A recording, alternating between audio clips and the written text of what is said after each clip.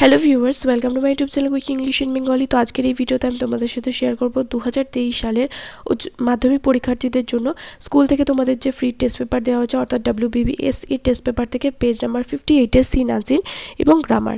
তো এর আগে 58 না 68 এর সিন আনসিন এবং গ্রামার। তো এর আগে 3টে পেজ অলরেডি আমি তোমাদের সাথে শেয়ার করেছি টেস্ট পেপারে। যদি তোমরা আগের ভিডিও মিস করে গিয়ে থাকো, এই ভিডিওর ডিসক্রিপশন বক্সে প্লেলিস্টের লিঙ্ক দেওয়া আছে, অবশ্যই করে কিন্তু চেক করে নিও।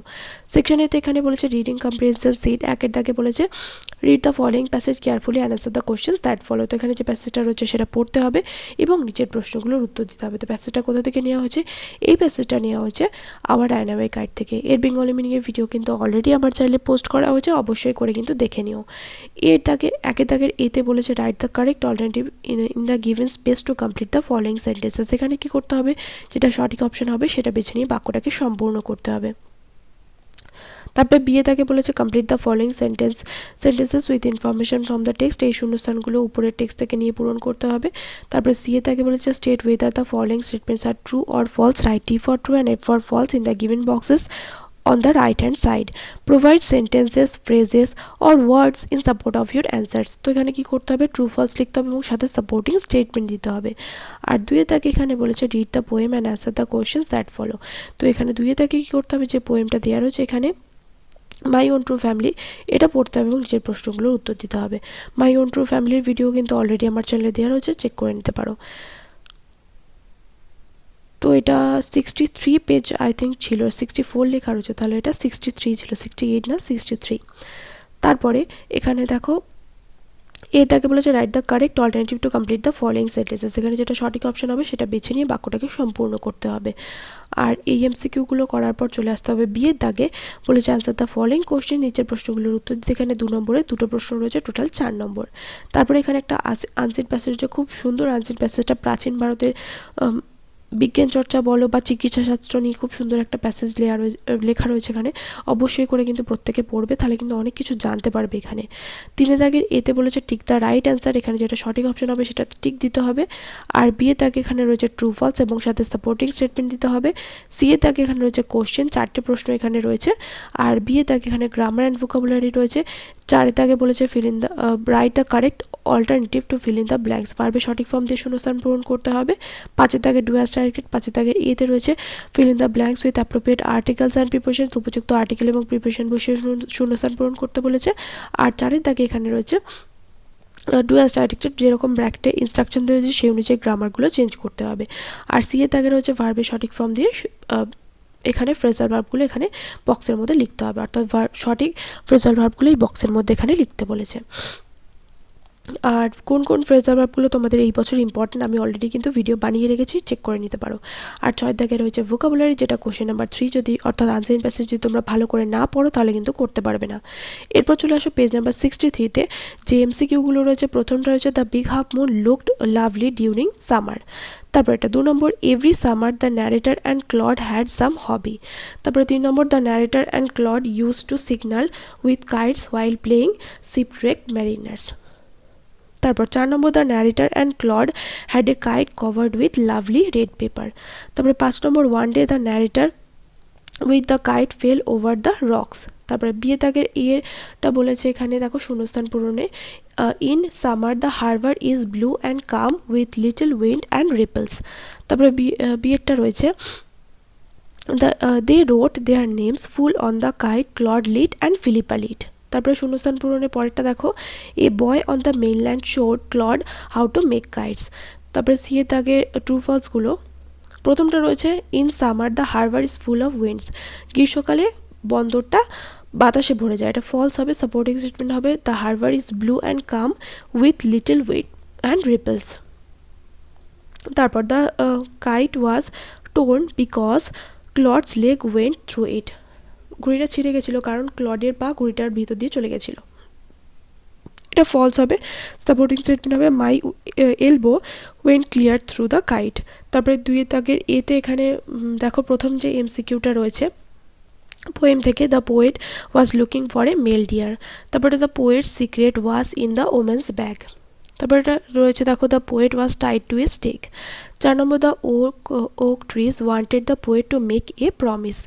তারপরে বিয়ে দাগের যে কোশ্চেনগুলো রয়েছে, তার মধ্যে প্রথমটা রয়েছে in what condition did the poet find the women, তাহলে উত্তর হবে এখানে কি the poet found the women all nobly stick and rag. তারপরে 2 নম্বর what would happen to the poet if he fail to make the promise, তাহলে the poet would die if he fail to make the promise, কবি যদি প্রতিজ্ঞাটা না করে তাহলে কবি মারা যাবে।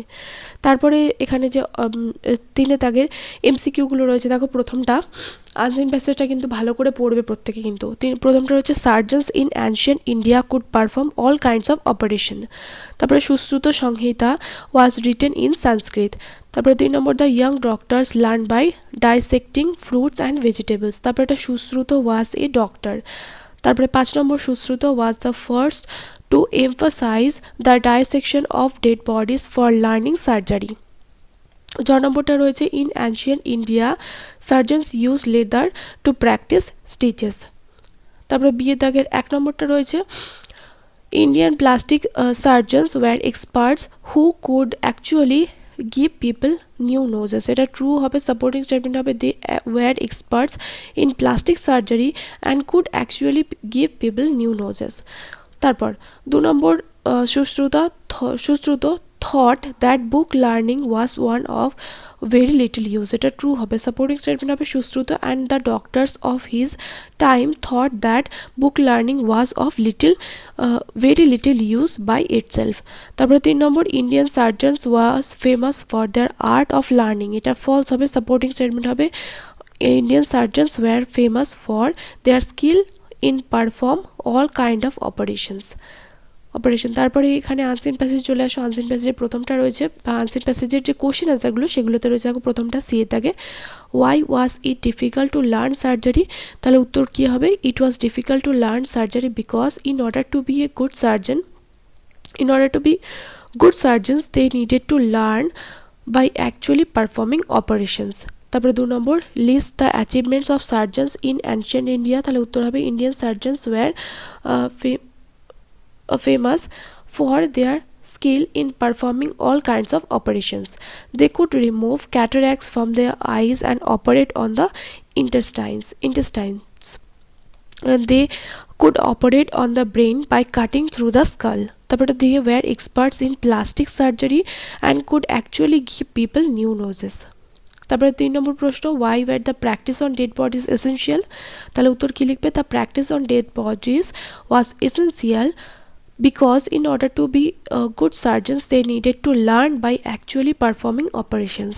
তারপরে 4 নম্বর প্রশ্ন why did the surgeons have to practice on fruits and vegetables, এই উত্তরগুলো কিন্তু প্যাসেজে খুব একটা ভালো করে কিন্তু লেখা নেই, তাই তোমাদেরকে একটু বুঝে লিখতে হবে। The young doctors began to practice on various fruits and vegetables. They would practice stitches on leather and bandages on live size dolls. তারপরে সেকশন বিতে যে গ্রামারগুলো রয়েছে, প্রথমটা রয়েছে Minara Begum who has been coaching national level gymnast for 30 years was surprised to receive a call from a parent soon after Deepa Karmakar finished fourth in the Olympics. তারপরে 5 দাগের যে article and প্রিপোজিশনগুলো রয়েছে, দেখো প্রথমটা রয়েছে when John arrived in Mumbai by train there was not a single penny in his pocket. তারপর do as ডাইরেক্টেডগুলো রয়েছে বিয়ে দাগের 1 number he return home it was evening, এটাকে সিম্পল সেন্টেন্সে নিয়ে যেতে বলেছে, তাহলে he return home in the evening. তারপরে 2 number Everest is the highest peak in the world, এটাকে ডিগ্রি চেঞ্জ করতে বলেছে, তাহলে no other peak in the world is as high as Everest.